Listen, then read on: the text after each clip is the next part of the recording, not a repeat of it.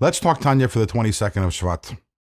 2 days ago, we spoke about the importance of eliminating negative emotions. And yesterday, we spoke about certain negative emotions. And today, we are moving on to another one. And today, we're going to be talking about guilt.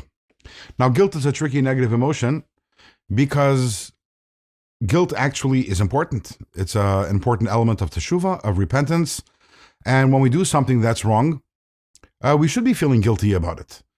Yesterday we were talking about pain, suffering, hardship. Those are things that God does to us, and whatever God does is good. But when we make when we make mistakes, when we mess up and we make wrong choices, that is bad, and we should be feeling guilty about that. On the other hand, we all know that when guilt is not done right, when we feel excessive guilt, it could really weigh us down and hamper our ability to live a life which is infused with positive emotions and serve God with happiness. So in today's Tanya, the Alter Rebbe gives us two very, very important keys to understanding what makes guilt legitimate and what makes it productive, as opposed to how we differentiate that from unproductive, illegitimate, and toxic guilt. The first big idea is timing. Guilt always needs to be contained time-wise, with a beginning time and with an end time, and it is a time that we designate in advance and we plan it out that way. Any time during the day that a thought occurs to us and we're like, oh, I did that, that's a terrible thing that I did and I'm feeling guilty, we need to push that thought away. We need to create a time. The best time for that is at night, a time when a person is calm, when there aren't that many distractions around, and then we take the time to focus on the guilt.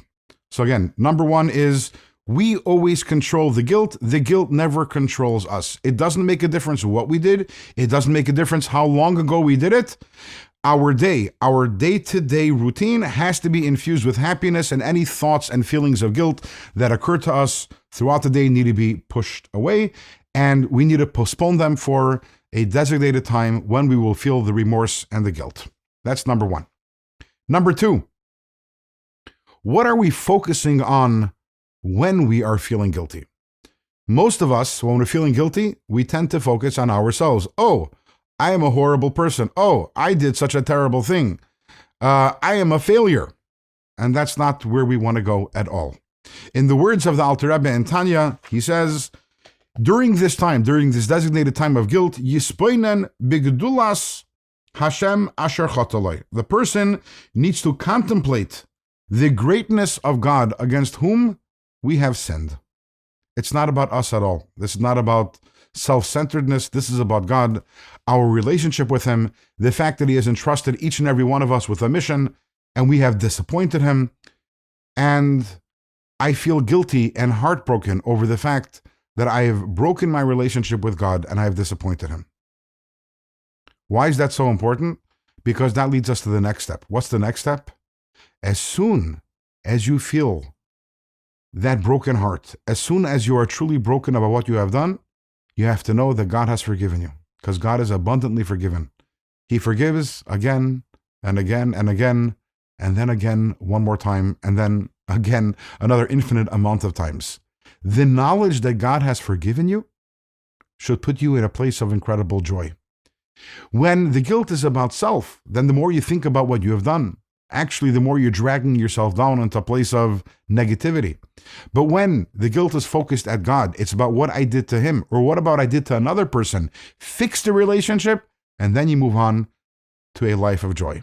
Bottom line, what do we have over here? Guilt is important, but it cannot consume us. It has to be relegated to certain times which we, in advance, we establish them, and we say, I'm going to feel guilty at this time, a designated time, and when we are doing it, we have to do it right. The focus has to be God and not in ourselves. And once we do it right, then actually the guilt we can move on from it. Not only move on and we don't feel guilty anymore, we then relish the restored relationship with God and the clean slate that we've been given, and we emerge with even greater joy, happiness, and positive emotions than we started with. That is in terms of the negative emotion of guilt. Tomorrow we are going to move on to a different negative emotion. Tomorrow we're going to start talking about the negative emotion of shame.